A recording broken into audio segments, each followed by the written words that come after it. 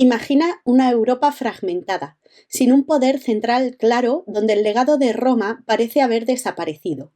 Y de pronto alguien decide que ese imperio debe volver, no como una copia, sino como una renovación.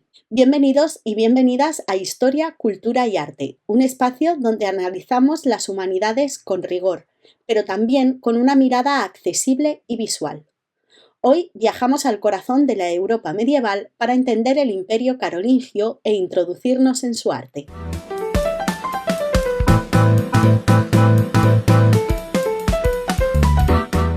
Tras la caída de los merovingios, Pipino el Breve es coronado como rey de los francos en el año 751, inaugurándose la dinastía carolingia. Pero su importancia no reside solo en el poder político, sino en algo más profundo, la construcción de una nueva idea de Europa que surgirá con el paso de los años. Sin embargo, se trata de una dinastía breve que tiene su fin en el año 887, 136 años después de su fundación, con la muerte de Carlos el Gordo. El territorio que llegarán a dominar es muy amplio, abarcando todo el centro de Europa. En la segunda mitad del siglo VIII, la unión de la Iglesia romana y la dinastía de Carlos Martel cristaliza en el gran imperio cristiano de la Europa occidental, el Imperio carolingio. Carlomagno es coronado como emperador por el Papa en la Navidad del año 800, y esto es importante. Es el Papa quien nombra emperador y no rey a Carlomagno, lo que supone una declaración política de enorme alcance. El renacimiento del Imperio romano en Occidente, ese que había caído tras la llegada de los conocidos como pueblos bárbari o bárbaros a Europa, en un periodo que se conoce como el periodo de las grandes invasiones o invasiones germánicas. Carlomagno es una figura importante que trae consigo la Renovatio Imperii, o renovación del imperio, en la que se produce una vuelta a la antigüedad del mundo clásico. Se presenta ahora como legítimo heredero de Constantino, primer emperador cristiano, y crea un estado centralizado ayudado por la prosperidad económica.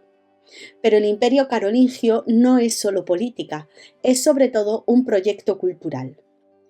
En este terreno cultural, esta renovación llega de manos de hombres de Estado y de la curia que se forman en Roma. Esta Renovatio Imperii queda patente en todos los campos artísticos, empezando por las representaciones de los monarcas, en las que la dependencia de la iconografía imperial romana es obligada para hacer más creíble y legítima esta idea de restauración del imperio.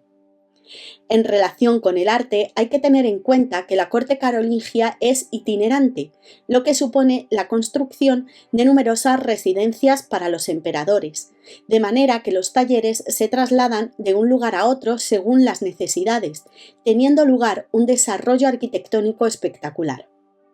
Destacan ejemplos como el Palacio de Aquisgrán y su capilla palatina en el oeste de Alemania, que se estableció como centro del poder carolingio por Carlomagno.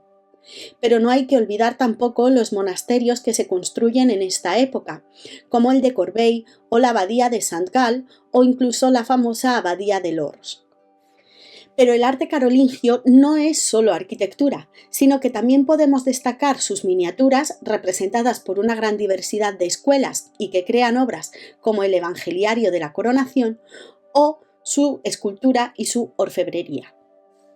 Con la muerte de Carlos el Calvo en el año 877, este esplendor carolingio llega a su fin y el imperio carolingio comienza a fragmentarse.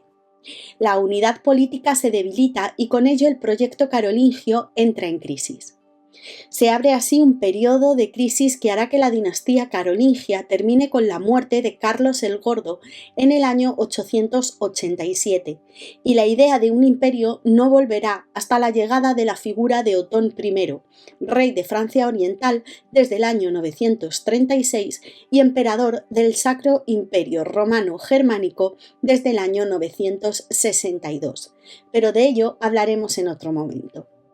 ¿De qué elemento del arte carolingio te gustaría que hablara en el canal? Te leo en los comentarios. Gracias por acompañarme en esta lectura del pasado.